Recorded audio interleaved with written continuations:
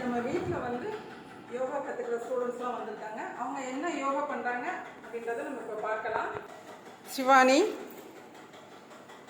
Ashwin, Hanish, Akash, Abishalini, Adeline, Karunya, Saini, Arjun, வர்ஷியா.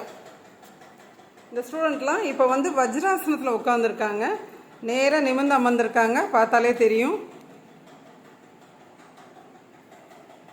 இந்த ஆசனம் மட்டும் ஸ்டூடெண்ட்ஸ் வந்து படிக்கிறப்ப கூட, நம்ம ரிவைஸ் பண்ணுறப்ப கூட, ஹோம்ஒர்க் பண்ணுறப்ப கூட இந்த ஆசனத்தில் உட்காந்து நம்ம படிச்சுக்கலாம்.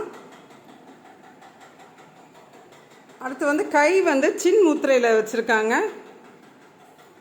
அவங்களோட பெருவிரலோட நுனியும் ஆட்காட்டி விரலோட நுனியும் சேர்ந்து இருக்கணும். மற்ற மீதி 3 விரலும் தரையை நோக்கி இருக்க வேண்டும். இந்த சின்முத்திரையும் பண்ணுறப்ப ஞாபக சக்தியும் அதிகரிக்கும். ஸோ ஸ்டூடெண்ட்ஸ்க்கு வந்து இது ஒரு பெஸ்ட்டு ஆசனா அண்டு முத்ரா நம்ம சேர்ந்து கொடுக்குறோம். 2 குட்டி பொண்ணு செய்கிறதையும் பாருங்கள். ஓகே, இதை வந்து காலையிலையும் நைட்டும் ஒரு 2 மினிட்ஸ் கிட்டக்க செஞ்சுக்கலாம். ஞாபக சக்தி வளரும், கான்சன்ட்ரேஷன் அதிகம் கிடைக்கும்.